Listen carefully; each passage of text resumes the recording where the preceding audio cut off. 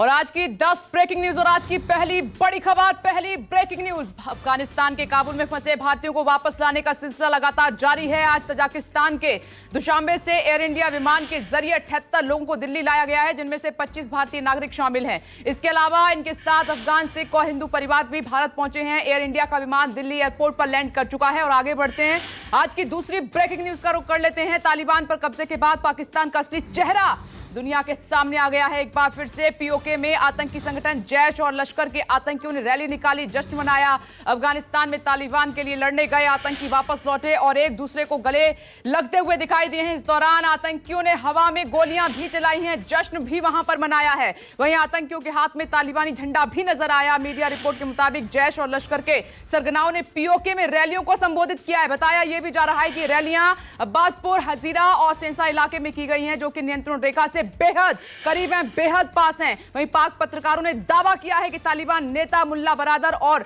ISI chief Faiz Hamid ने एक साथ बैठकर नमाज अदा की है, नमाज पढ़ी है। रहेगी नजर। आगे बढ़ते हैं और तीसरी बड़ी खबर का रुख कर लेते हैं। अफगानिस्तान संकट पर आज G7 की बैठक होगी। ब्रिटेन के पीएम ने G7 की आपात बैठक बुलाई है, जिसमें अफगानिस्तान में तालिबान को लेकर बड़े फैसले की उम्मीद जताई जा रही है। G7 के नेता वर्चुअल शिखर सम्मेलन में अफगानिस्तान की वर्तमान स्थिति पर चर्चा करने वाले हैं। ब्रिटेन इस साल G7 देशों की अध्यक्षता कर रहा है और इस बैठक में Canada, France, Germany, Italy, Japan, America और ब्रिटेन शामिल हैं। और ब्रिटेन के पीएम बोरिस जॉनसन ने कहा है कि यूएन को अफगानिस्तान में मानवीय मदद और उसके भविष्य को लेकर अंतर्राष्ट्रीय वार्ताओं में मुख्य भूमिका निभानी चाहिए। वहीं आज अफगानिस्तान संकट पर संयुक्त राष्ट्र मानवाधिकार परिषद ने भी अहम सत्र बुलाया है, इस पर भी नजर रहेगी। लेकिन आगे बढ़ते हैं और आज की एक और ब्रेकिंग न्यूज का रुख कर लेते हैं। जम्मू कश्मीर में सुरक्षा बलों और आतंकियों के बीच एनकाउंटर का दौर जारी है। सोपोर एनकाउंटर में अब तक सुरक्षा बलों ने एक आतंकी को मार गिराया है।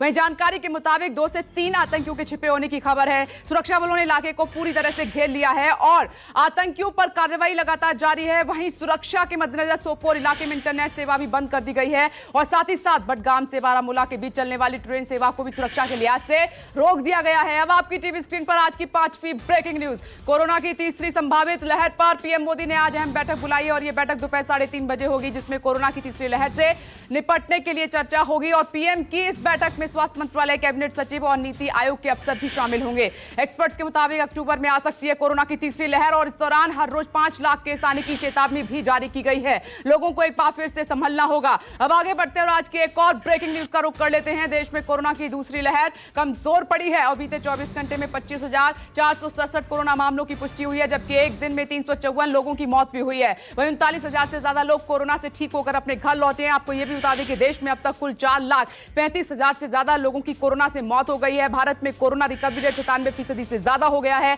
तो वहीं मृत्यु दर घटकर 1% से भी नीचे आ गई है। बीते दिन 63 लाख से ज्यादा लोगों का वैक्सीनेशन भी किया गया है। अब आपकी टीवी स्क्रीन पर आज की 7वीं ब्रेकिंग न्यूज। जम्मू और कश्मीर में गुपकार गठबंधन की आज अहम बैठक होने जा रही है और यह बैठक सुबह 11 बजे national conference supremo Farooq Abdullah के आवास पर होगी और जिसमें घाटी की वर्तमान स्थिति पर बातचीत होगी और साथ ही आगे की रणनीति पर भी विचार किया जाएगा। सूत्रों से खबर है कि इस बैठक में गुपकार के तमाम बड़े नेता तो शामिल होंगे ही, इसके अलावा मध्यम स्तर के नेताओं को भी आमंत्रित किया गया है। आपको यह भी बता दें कि गुपकार 6 मुख्य धारा के राजनीतिक दलों का गठबंधन है, जो कि जम्मू और कश्मीर के लिए विशेष राज्य के दर्जे की बहाली की मांग लगातार कर रहा है। अब आगे बढ़ते हैं जल्दी से। महाराष्ट्र से खबर आ रही है। महाराष्ट्र के मुख्यमंत्री उद्धव ठाकरे पर आपत्तिजनक टिप्पणी करने वाले मामले में केंद्रीय मंत्री नारायण राणे की गिरफ्तारी के आदेश जारी किए गए हैं और यह आदेश नासिक पुलिस की क्राइम ब्रांच ने जारी किया है।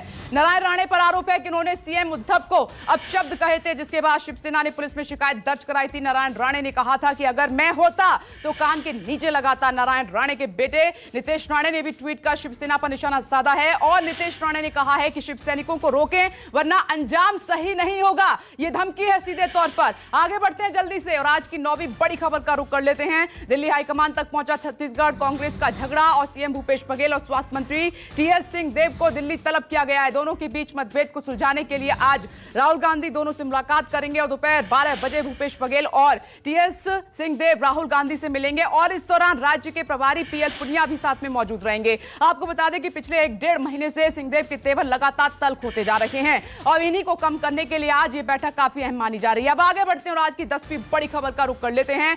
गुरुग्राम के राजेंद्र पार्क इलाके में एक ही परिवार के 4 लोगों के मर्डर से सनसनी फैली हुई है। पति पत्नी और 3 बच्चों पर तेज धारदार हथियार से हमला किया गया है, जिसमें पति पत्नी और 2 बच्चों की मौत हो गई है, जबकि एक बच्ची की हालत बेहद नाजुक बनी हुई है। मामले में आरोपी ने थाने पहुंचकर सरेंडर भी कर कर दिया है, जिसके बाद पुलिस ने आरोपी को गिरफ्तार कर लिया है। हत्या के आरोपी मकान मालिक को बहू का किराएदार से अवैध संबंध का शक था, जिसके चलते वारदात को अंजाम दिया गया है। पुलिस अब इस पूरे मामले में तफ्तीश कर रही है, जांच कर रही है। तो यह है आज की 10 बजे की 10वीं ब्रेकिंग न्यूज।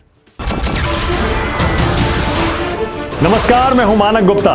अगर आपको हमारा ये वीडियो पसंद आया हो तो इसे लाइक और शेयर जरूर करें, और हां, हमें सब्सक्राइब और फॉलो करना ना भूलें, ताकि आप देश और दुनिया की कोई खबर मिस ना करें।